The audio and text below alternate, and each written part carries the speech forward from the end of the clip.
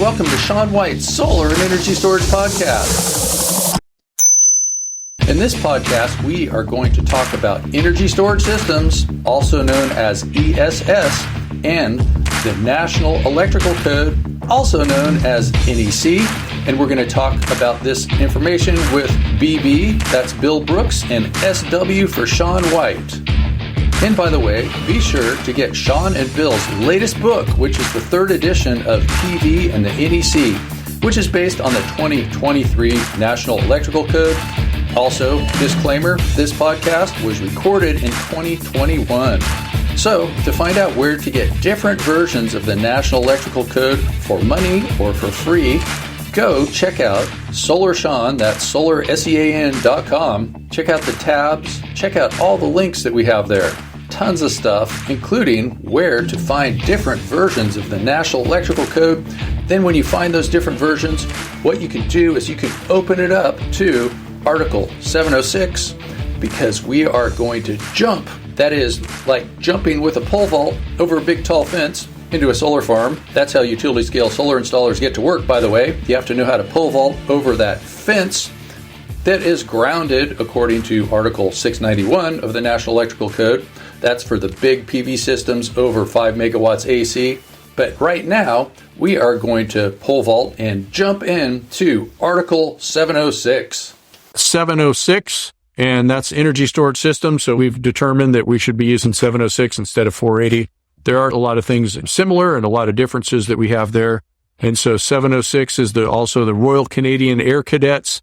And it's a movie. What do they call those India movies? They have Bollywood. It's a Bollywood movie. Nice. So you got to check that out. 1 kilowatt hour, which is in the 2020 code, and the 2017 code says systems over 60 volts DC or 50 volts AC. Obviously, your Tesla Powerwalls and Enphase systems are going to be over 50 volts AC.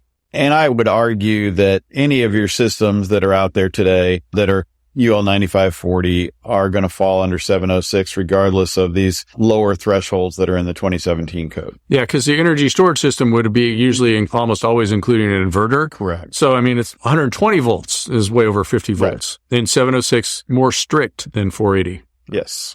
Except you can build your own batteries that aren't UL listed. Informational note just talks about nominal voltage.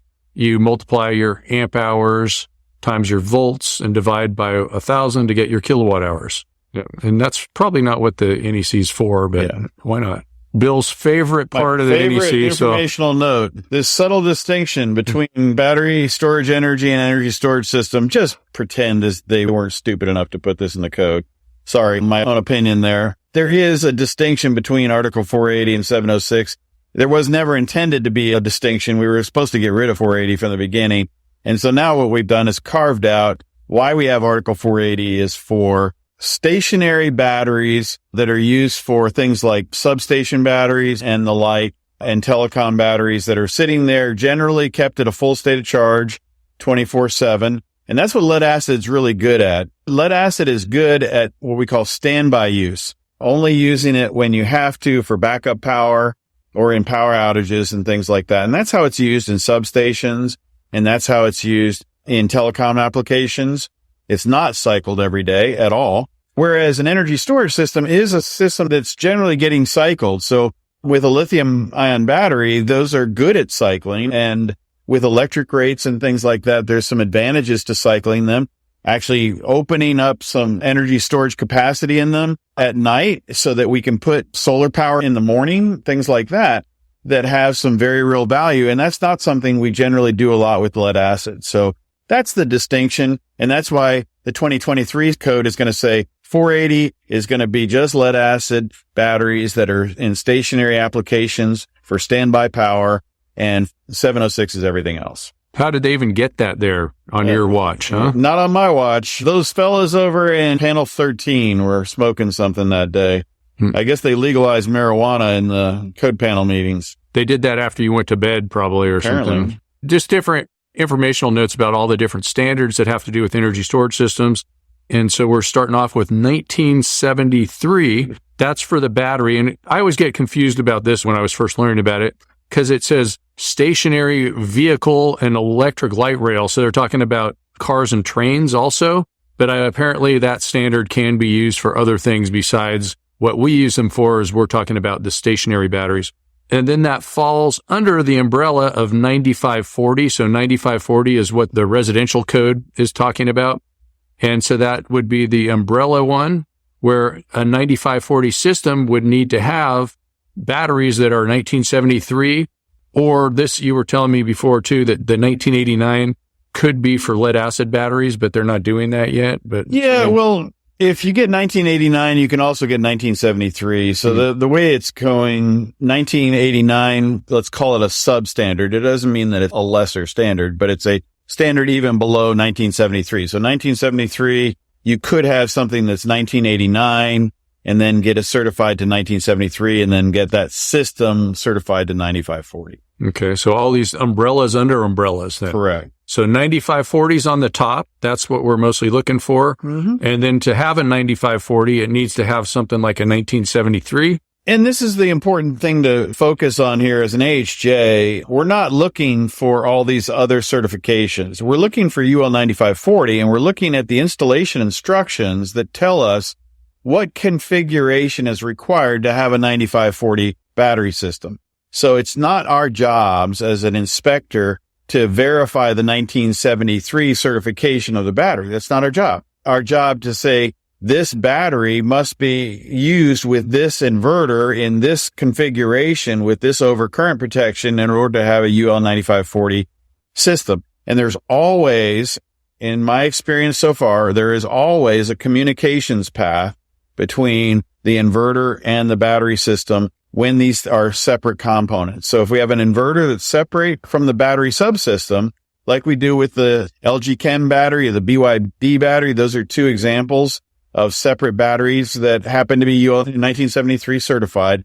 There's always a communications cable that connects the two, because the communications is a critical part of the 9540 to tell the inverter what to do and what's going on inside the lithium-ion battery in those cases. For instance, if you have a Solar Edge or a Sunny Boy storage, they will go get their system listed to 9540 with a battery, SMA, Solar Edge. They don't make batteries, so they'll go get something like the LG Chem, which is 1973 listed, and then they'll get those together listed for 9540. And so I've heard, for instance, what's happening with Store Edge from Solar Edge is they will be able to work with the BYD battery, but they need to get it listed as 9540 as working together. And so that's probably something we'll be seeing soon in the future from what I heard.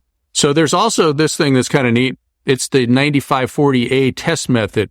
And so this is not to be confused with 9540. And what they do is they try to make it blow up. So if you like making things blow up, it would be kind of fun. They deactivate the protection of the battery management system until they get a thermal event, which is another name for a fire, and then they'll see how it burns. So if you're if you're into pyromania, that was the first concert I ever went to when I was in high school, back when the drummer had two arms. That's the 9540A test method. For a lot of these larger energy storage systems, they will be like independently tested and listed maybe in the field, feeding the grid or feeding your premises. And so that to me sounds like it's going to be AC all the time, unless you had a DC house. It's possible in theory to have a DC house, but nobody has one. There's no 9540 DC listed system anyway, so you just couldn't do it right now with equipment that we have. Right. Energy storage systems can be batteries, capacitors, different things that we're not really seeing, flywheels, inverters, and converting DC to AC in all different directions. And we also differ from the UPS, that's the uninterruptible power supply, which would be covered by Article 702. And so we're a little bit different with what we're doing. And then a flow battery, we could see these for residential, but is there anyone that's 9540 right now? Not that I'm aware of. They take up too much room. The physical size of flow batteries just doesn't really make a lot of sense in a residential application unless you had a farm or something like that where you had a lot of room. Of course, in Hawaii, most residences don't have a lot of room to start with, and so that would be an additional difficulty. But it is a chemical battery. It's chemistry that creates the electrical, but the electrolytes are actually flowing through a reactor rather than reacting in a cell. That's really the big difference. And I think it's got a less of a round trip efficiency, but it can last a really long time. And if you need more storage, you just get a bigger tanks. If you do look this up, on the internet, you could find people that are developing these things for residential, especially in Australia. So Australia has a lot of similarities between Hawaii, where it's a huge energy storage market and it's a lot more solar and renewables per capita than most other places.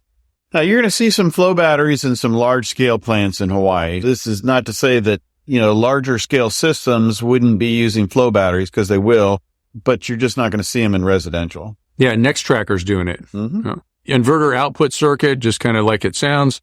And so this is for like a standalone or multi-mode for utilization equipment, just a definition. So pretty straightforward there. System requirements. So some of the things you need, the energy storage system shall have a nameplate. So this is going to typically already be on the unit itself, the sticker on a Powerwall, manufacturer's name and all these things, the frequency, the number of phases. And we need the kilowatts or the power or apparent power. So that's kilowatts is power, apparent power or volt amps. And then also the fault current that we have at the terminals. And this is kind of silly in a way because it's protected by electronics. So it's not like we're going to have these huge fault currents like you would if you just had two battery terminals sticking out of a lead acid battery. And then we're going to have our maximum output current and maximum voltage, also as the capability to be interactive. It's good to understand that even like the LG Chem battery, we mentioned them several times, that is actually a 48 volt battery internally, and then it has a DC to DC up converter to 400 volts. The available fault current from an LG Chem battery is extremely small. We don't really need to worry about that, but some people do get worried about it. You're not connecting directly to the battery itself. You are connecting to a power converter, which is similar to an inverter and also has very low fault current available. Because got built-in protection, listed, acceptable to the AHJ. That's going to be UL listed. If you want to find out all about that, you can just Google OSHA and then NRTL. That's nationally recognized testing laboratories, and you can see all the laboratories that can do the UL tests. So in ESS, by far, most of the ESS being certified today are certified by Intertech. So ETL would be their listing label.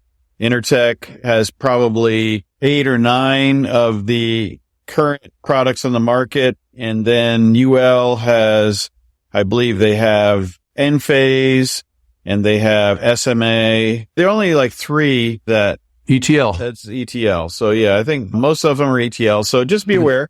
When we say something's listed, a lot of people put UL in front of that, and that's not true. Listed means that it's on a list and it's gone through a certification process. The key is that it's the correct certification process and that they're able and certified to do that testing. UL is just one lab.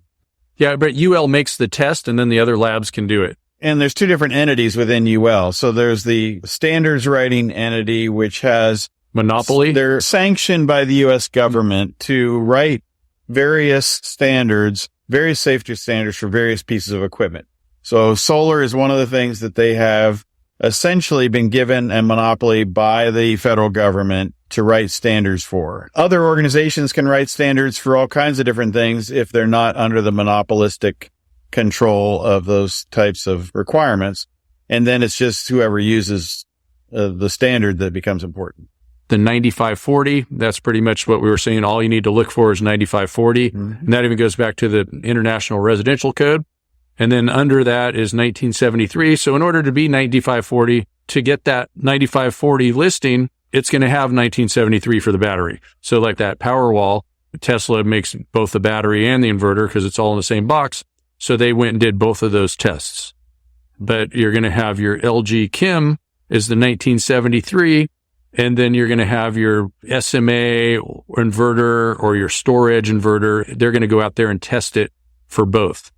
And I know you were saying before, Bill, too, that someday we might see LG Chem getting 9540 for just the DC part of the battery. They might. At this point, they probably could if they wanted to, but they don't really have to. So, and that's the important thing is that you're not going to see an LG Chem, a 9540 battery at this point because that's not how they do it. It's under the Solar Edge or the SMA certification, or Ginlong is another company that has a 9540 battery with LG Chem.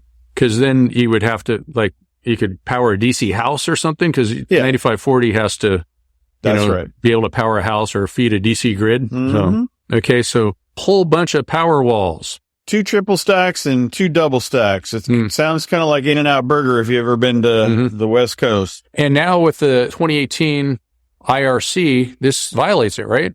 That's too much. The 2021 IRC. Oh, 2021. Yeah, the 2021 IRC, this would be too much in one area. And this is a standard installation practice of Tesla. And it will be interesting to see when 9540A stuff comes into play, if there's changes. Big AC load. What changes to meet the code? So that would be the 2021. The 2021. Well, one is that you got to be 3 feet away from any doors or windows entering the dwelling, a window entering the dwelling. Now, if that's a window going into the garage, that would be acceptable. But if that's going into the dwelling, then that's closer than 3 feet. This is a measuring tape deal. You'd have to pull it out. The other thing is that their 9540A testing, we just talked about the test method, would have to show that this back-to-back core and triple stack and double stack situation would be acceptable, which they have not finished their 9540A. They have done some large-scale testing, but they haven't finished their 9540A stuff. There's a few reasons for that. And then if you are going to do double stacks, let's say the double stacks are permissible, it'll tell you how close those double stacks or triple stacks could be to one another. Right now, I think this installation does comply with their current installation manufacturer's instructions, but that new 9540A results may require some additional spacings or something like that. Again, since it's not available, that's possible to know. I think also there's a limit too, like how many kilowatt hours you can have in one place. It's 80 kilowatt hours if it's mounted on the outside of the house or freestanding, but there's 80 kilowatt hour chunks. And you could do 2 different 80 kilowatt hour chunks in different locations. And I think that would be acceptable. So I think I could find a way to do that.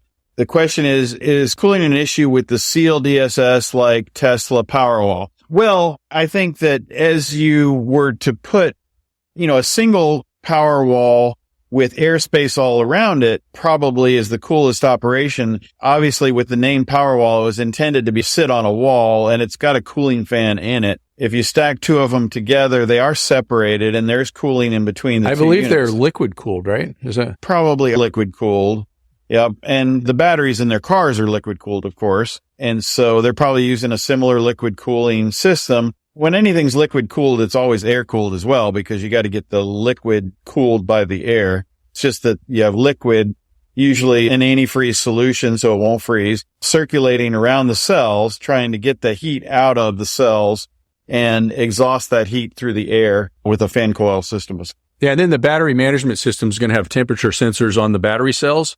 So if it gets too hot, it'll just start derating itself and not let it go over a certain temperature. Yeah, and all these things have RJ45 connections to them, so they're all computerized and they're all going to be connected to the gateway. So in order for these things to run, they have to have a gateway, and I've got a gateway sitting behind me in my garage, which is just another white box. But that communications tells these Powerwalls when the microgrid interconnect device is connected to the grid and when it's not connected to the grid. Critically important, as well as they communicate among all these Powerwalls and share load. So you're going to see each one of these Powerwalls is going to accept and reject a similar amount of charge. So if we're in a charging situation, we're going to be all accepting about the same amount of charge. And when we're discharging, we're also going to be discharging about the same amount of. Pretty much any 9540 energy storage system, and for that matter, any energy storage battery too. If you put it in a sauna and turn the heat up, it's not going to burn up because it's going to have protection circuits in it. Yeah. And it'll just start derating itself, just like a solar inverter would do the same thing too. So there's little temperature sensors in there. It'll just start working at half power and things like that. Yeah. In fact, Enphase did that for fun. They had what they call an inverter barbecue, and they basically took their microinverter and ran full power into it from a solar panel, set it on a barbecue and turned the heat up and just watched it eventually turn off from overheating and then just burn up. went crispy inside, it was all over with, and there was no fire emanating from anything that would cause a fire. I remember hearing like 10 years ago that they had one in boiling water or something, Yeah, it's a sealed unit, so. If you're using 706, storage batteries not associated with energy storage system shall comply with 480. I don't know. Just don't use 480 anyway. The maximum voltage shall be the rated energy storage system input and output voltage indicated on the nameplate or the system listing. So pretty much we're talking about coming out of the energy storage system. So we're looking at AC, right? Yeah. And this is where Article 706 still has some ways to go, because we have these energy storage subsystems like the LG Chem battery, and that has a certain voltage and capability to it. And that's interesting to know, because that's going to be going into another piece of equipment.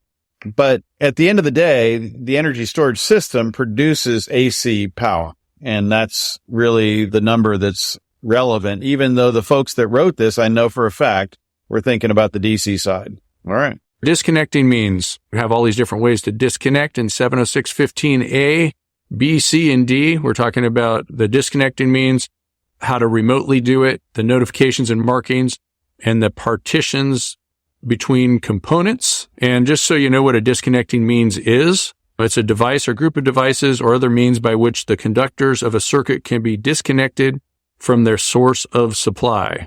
So there's a difference between just the disconnecting means and the system disconnecting means. Disconnecting means shall be provided for all ungrounded conductors derived from an energy storage system and shall be permitted to be integral to listed equipment. And so the disconnecting means needs to be readily accessible inside of the energy storage system. And also, this one kind of contradicts itself too. It says it needs to be inside of the energy storage system, but then it says, if not practical to be within sight, then as close as possible and marked. So it's like, shall be lockable in the open position. So that means you could lock it off in the off position. And so in a 1 and 2 family dwelling, the disconnecting means or remote disconnecting means shall be in a readily accessible location outside of the building. I think it's sort of like they're trying to copy rapid shutdown. The 2014 NEC and earlier, rapid shutdown did cover the batteries, but then the 2017 NEC separated PV systems from energy storage systems, so we don't have rapid shutdown. And the problem that you could have with having to have the disconnect on the outside of the building is if your energy storage system was deep inside the building, somebody might be trying to run big hot conductors through, down a wall, through a building to the outdoors, to the outside of the building.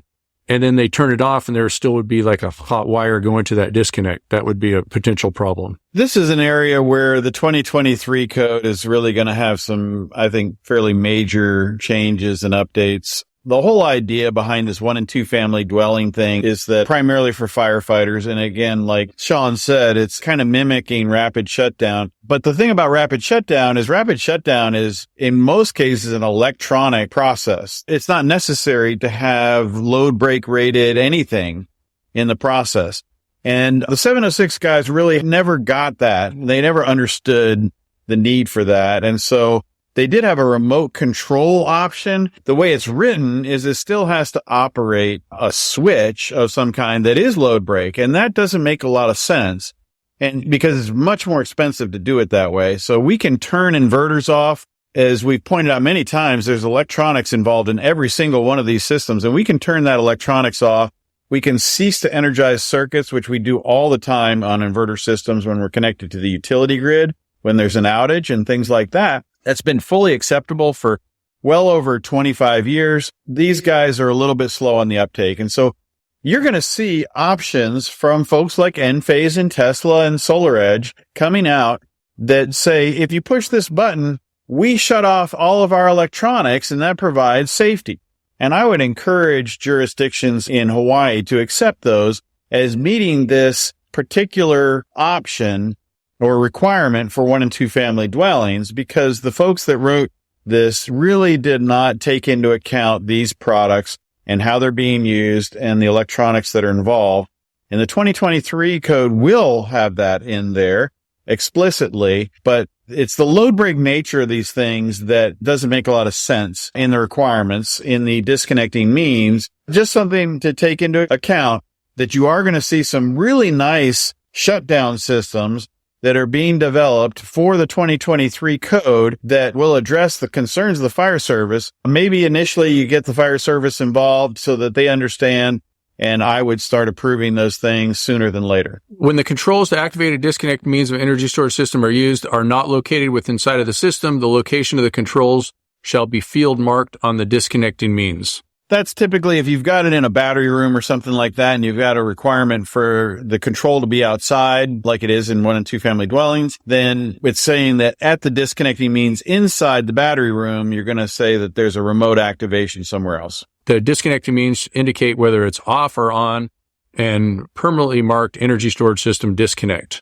So for one thing, if it's 1 and 2 family dwellings, you only need to comply with one. So we just need to have the voltage of the energy storage system, which is pretty much just going to be the AC voltage, because that's the output of the energy storage system. You wouldn't put the DC voltage in any case, right? Unless you were just specifying the energy storage component. Now, this is the language from the 2020 code. This exception was added in the 2020 code, but I would support it as being a good thing.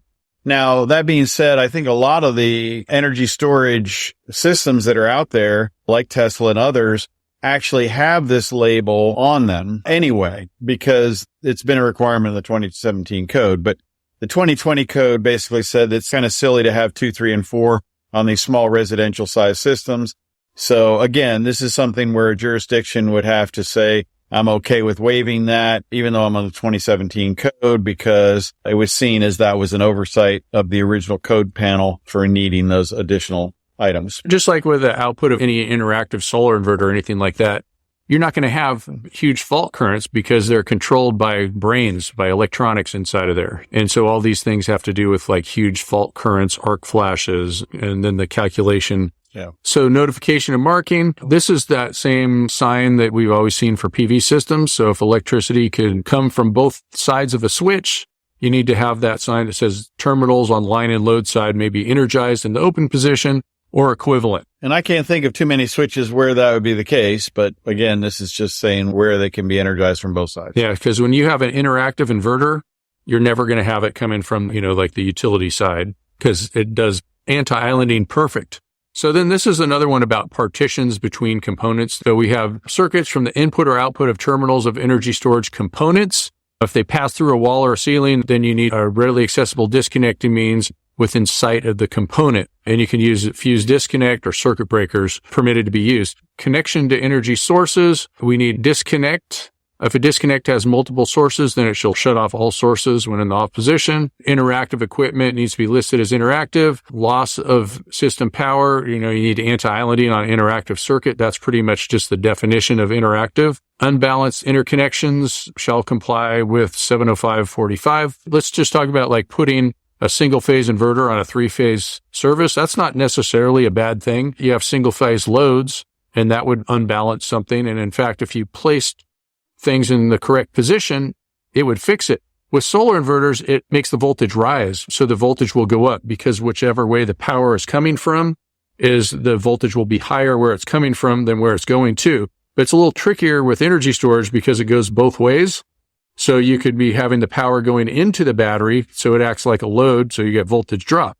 If it's coming out of the battery, it will act like a source and it'll bring the voltage up a little bit. But unbalanced interconnections, in theory, I don't think that they should be banned, but why not have a 3-phase inverter on a 3-phase service though? It makes it a little bit better that way. And I think actually in the future, it's possible that they could have 3-phase inverters. I've actually even heard of them doing this in different countries where they would have a 3-phase inverter that would balance out the different voltages on the different phases, even at night. But who's going to make one of those things unless there's some kind of financial incentive to make it worthwhile to do that? You're wasting money. If there was some incentive to do that. Connection to energy sources. If connected to other energy sources, then shall be in accordance with 705.12, 705.12 and 712. And if energy storage system can operate in standalone mode, then you need to follow Article 710, standalone systems, 690.10. And then we've talked about ventilation before. That's only for lead acid or NiCad. Nobody's using NiCad anymore. Things that would create hydrogen gas. A silly thing that they put in the NEC because it starts off, an energy storage system shall never exceed 100 volts between conductors or to ground. And then if you really think about it, every energy storage system you install exceeds 100 volts. And you probably couldn't even find one that's 9540 that doesn't exceed 100 volts because we're talking AC when it's the energy storage system. And that's because it'll be at least 120 volts or 240 volts pretty much. Unless during routine maintenance live parts are not accessible, then 600 volts shall be acceptable. This came out of 690. So this is basically 690. The battery section was all about DC. It had nothing to do with AC. And so this is the evolution of Article 706 has made this kind of silly in the first place. But even when it was in 690, it was really not something that we ever had to worry about because most of the systems that we were using that were in residential applications were actually sealed lead acid batteries. And so you could exceed 100 volts if you wanted to. Actually, the number was 60 volts or 48 volts nominal in Article 6.9. They basically bumped it up to 100 volts. But ultimately, if you have flooded lead acid batteries, for instance, and you were above 48 volts, which was very rare, by the way, I've seen like 96 volt flooded lead acid batteries. They're rare. Then you would have to protect the live parts during routine maintenance. In all of the cases, the enclosure itself was sufficient, and then there wasn't a requirement. Most of the batteries we had were 48 volts nominal or less and didn't fall under the end of the day. Don't worry about this.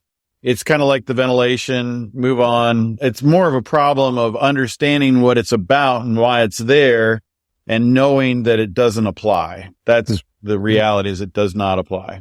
Yeah. So this 100 volts never applies because unless always applies. Yep. I imagine that's another 2023 change. So spaces around electrical equipment, you just follow the rest of the NEC, and spaces in between components, you follow the manufacturer's instructions. And that's an important point.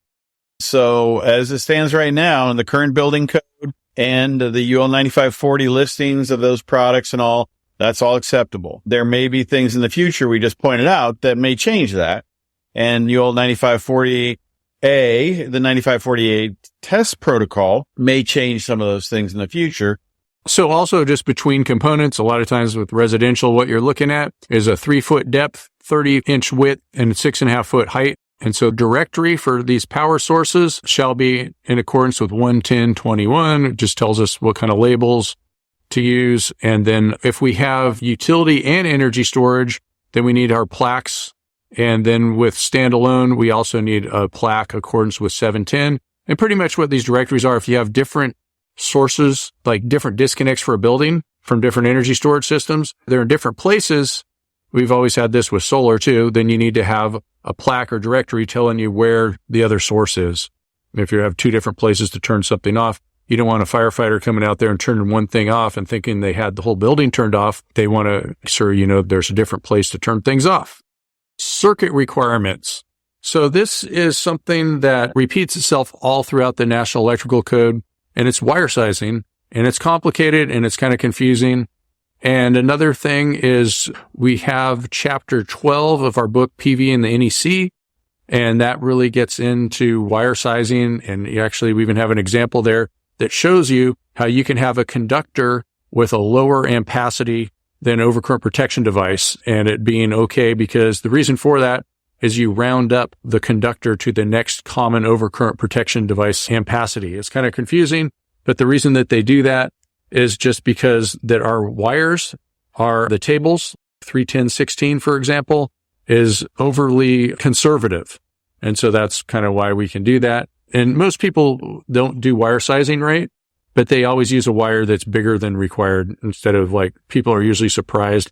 If you followed the NEC, you could use a wire a lot smaller than you would think. Nameplate. Oftentimes the energy storage will charge and discharge through the same conductors. So you're going to use whatever's the higher current.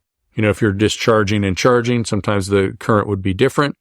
And also another thing is you use your continuous current, not your surge currents. So sometimes your surge currents will be double of your continuous current. But the surge currents are for such a short time, they don't have enough time to heat up the wires.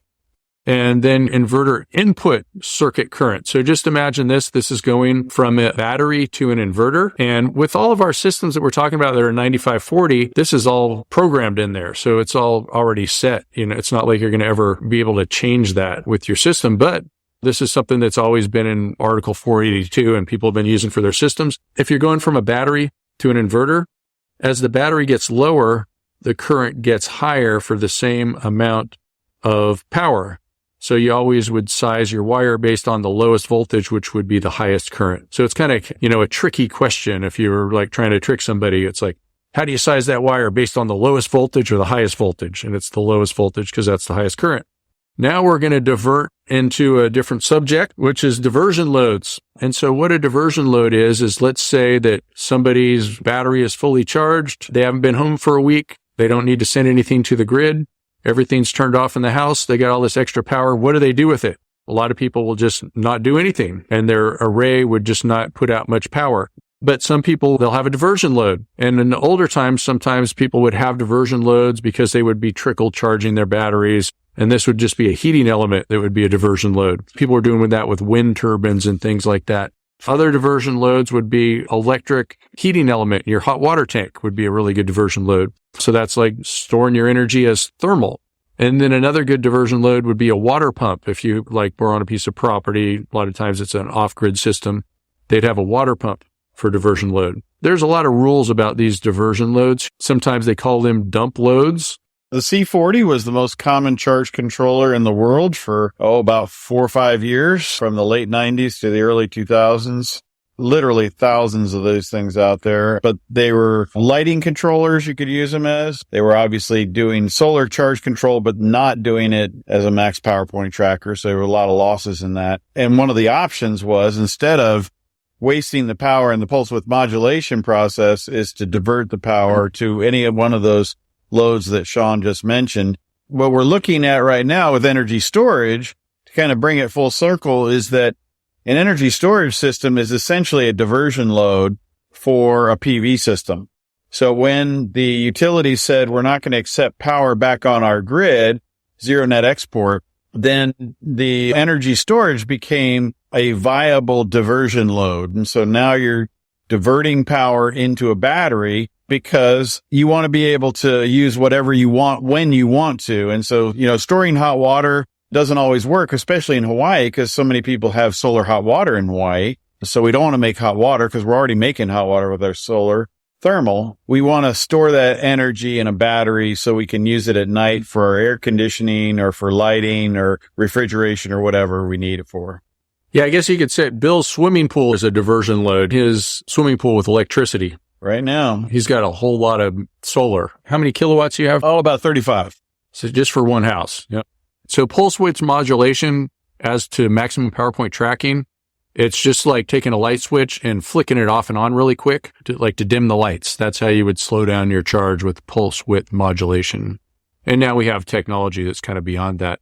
So when Bill was saying that the energy storage system is like a diversion load, he was talking more theory because you don't have to follow these rules. And so pretty much what we're saying is we need to oversize. If we're going to have a diversion load, we need to oversize it.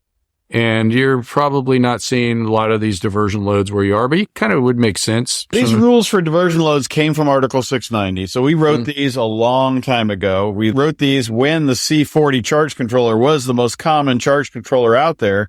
And the idea was that the C40 was actually a backup charge controller to the main charge control, which was diverting power to the utility or to a diversion load.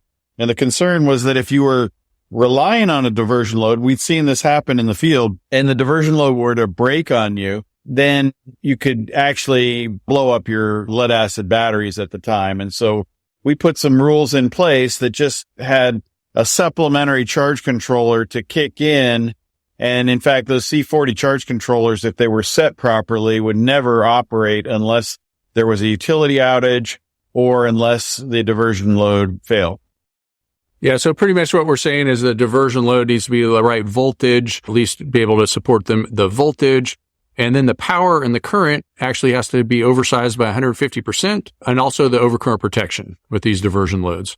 Yeah, it could be AC or DC. Where the diversion controllers really got their start was with wind turbines, where wind turbines would fully charge a battery and then they would just have all this excess energy and they had to do something with it. And so they put it in a big resistor to keep the wind turbine from running away. That's what they was trying to do. Whereas solar, we can operate it at a different power point. So a pulse width modulator can basically just move the operating point on the solar to a point that's inefficient from the solar panel's point of view. And so originally all about DC, but it absolutely could be an AC appliance that we turn on with a relay, right? We could have an AC relay that turns on and off a window air conditioner unit, for instance. You're always doing some kind of dehumidifying. So a dehumidifier air conditioner would be a great diversion load that you would give you extra dehumidification during times when you had excess solar. Maybe you wouldn't want to call it a diversion load if you're doing something like that for a dehumidifier, because then you wouldn't want to have to oversize it by 150%. Yes, it's just an extra load that you would turn on and off. And there are a lot of software out there that can do those kinds of things just as part of a normal operation and are not integral to the energy storage system. And I think the point that Sean's making, which is a very good point, is this whole discussion about diversionary loads is when it's part of an energy storage system and a required part of the energy storage system, then you'd have to have meet these requirements. The nice thing about our AC ESS energy storage systems that are out there, we can do all kinds of control using AC type controllers and relay systems and things like that can turn things on and off. Our load control, that even if we didn't turn them on and off, it wouldn't cause the energy storage system to have any problems. We're trying to get the most out of our solar panels. That's what we're really trying to do at the end of the day.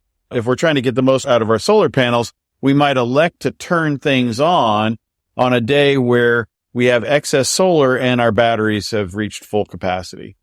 I almost think that this might be a little bit outdated, this oversizing things by 150%. Well, it's all about PV. But because also our energy storage systems, they're 95-40 these days, and I don't think this 150%. Absolutely. So let's get rid of it. 2023. Yep. If your diversion load is the grid, so if you have grid-tied battery backup, once your batteries are charged, then you send it to the grid with the PV system, then you don't need to follow all these rules. But yeah, I think there's a lot of good relays that you could use for turn on heating your pool, and all that stuff would be a great idea. So we got charge controllers and DC to DC converters that increase or decrease the current and voltage. The ampacity of the conductor shall be based on the maximum rated continuous current. We base the wire size on the continuous current. It's not going to be any surge current. Some people get mixed up too, because they'll take that there's a required ampacity for continuous current for something that goes for 3 hours or more, and they multiply times 1.25. This continuous current, this is just like the continuous current that comes out of the device, the inverter or the battery or whatever. But there's also the required ampacity for continuous current that some people call continuous current. They're doing wire sizing, and that's 125% of this. So there's a difference between continuous current and required ampacity for continuous current. Yeah, in most cases, residential UL 9540 style systems, the fact that this conductor sizing and everything like that is going to be pretty much set with the installation instructions and stuff like that. This might become more of an issue with larger systems and all, but be aware that your energy storage system is going to tell you what the maximum currents of the devices are. And, it might be 24 amps or something like that. And then you'll have a 30 amp wire that goes connected to that. And everybody knows that a 30 amp wire is 10 gauge conductors. And so a lot of this stuff is super simple on a residential level, very, very straightforward. And when we get into larger utility scale or say commercial industrial type applications, it might get a little stickier, but we're typically going to have engineers involved in those projects and all the rest. So I think there's a lot of detail that we're talking about here that's in the code, but at the end of the day, the installation instructions of these residential 9540 units are pretty straightforward, and the wire sizing tends to be pretty easy. Wow, wasn't that fun? Thanks for listening to Sean White's Solar and Energy Storage Podcast. To find out more, go to solarsean.com. That's solar, SEAN.com. If you want to find out about Bill Brooks, his website is brooksolar.com with one S in between the Brooks and the solar, just one S there. And you got Sean's classes, which feature Bill Brooks many times over at heatspring.com/Sean. Or you can just connect to that link through solarsean.com.